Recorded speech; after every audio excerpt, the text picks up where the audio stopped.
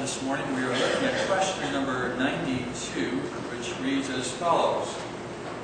What did God first reveal unto man as the rule of his obedience? The answer of the larger catechism is the rule of obedience revealed to Adam in the estate of innocence and to all mankind in him, besides a special command not to eat of the fruit of the tree of the knowledge of good and evil, was the moral law. The question as to the revelation of God's moral law is important for us to link with the creation of Adam and Eve. In some ways, it forms a pedagogy for ourselves. Today, the modern notion is that we allow our children to develop their own understanding of who they are and how they should behave. They experiment and learn over the course of life and develop their own value system. The fact of the matter is that God has not treated us in that same fashion. When He first created Adam and Eve in the Garden of Eden, even though they were perfect and innocent, He did not allow them just to discover for themselves what was right and good. Rather, He revealed to them the aspects of His moral law. Now, we don't find that revelation given to us in the form of the Ten Commandments as Moses gave on Mount Sinai. It was not an outward open declaration, thou shalt not do this, thou shalt not do that. But rather, it was written on man's very heart. His nature, his conscience, revealed to him his obligations and duties before the Lord. He was made in God's image. And God, being a righteous God, impressed upon His first creatures their duties, their obligations before Him. So we don't just try to discover a good moral path for ourselves, but rather God has revealed it and impressed that upon our hearts.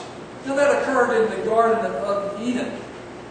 There was another special command that we are all very familiar with, the command not to eat of the fruit of the tree of the knowledge of good and evil. That was a special command that provided a test for Adam and Eve.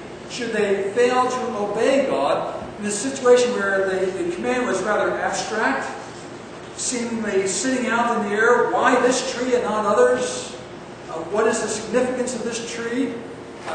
God gave Adam and Eve no special reason. It was just on His authority that they were to not eat of that tree. That was one special command that God gave to Adam and Eve, and by breaking that command, they in effect broke the whole law because they disobeyed God and put themselves up in a position of authority. But God's moral law was written on our hearts at creation, and it continues with us today, even though it has been covered and defaced by sin.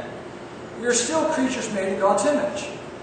We are fallen, we are corrupted, every aspect of our being has been affected by sin. Our minds cannot think appropriately, our wills choose wrong rather than that which is right, our affections pursue those things which are immoral rather than righteous and godly.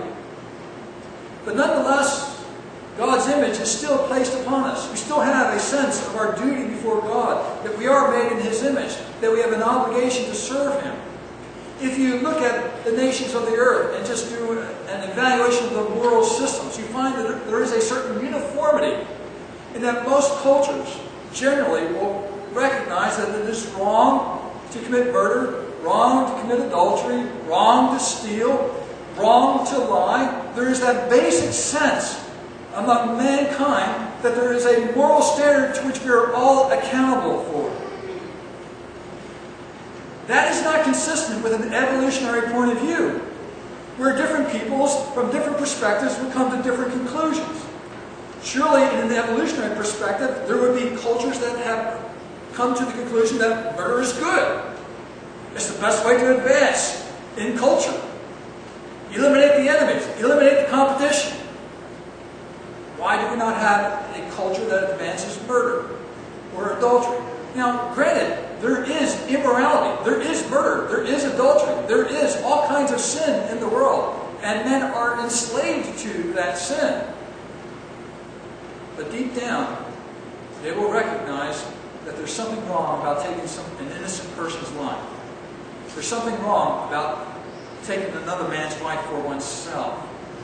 There are all kinds of ways in which that guilt, that consciousness of sin, becomes evident in the hearts of people, even though they're outside the reach of the gospel at this time.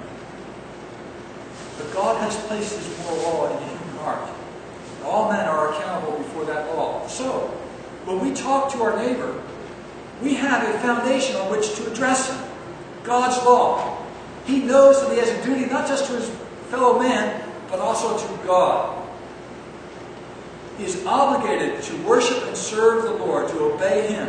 And though he tries to escape that with a variety of other religious beliefs and systems, he nonetheless knows that he's not right with his Creator.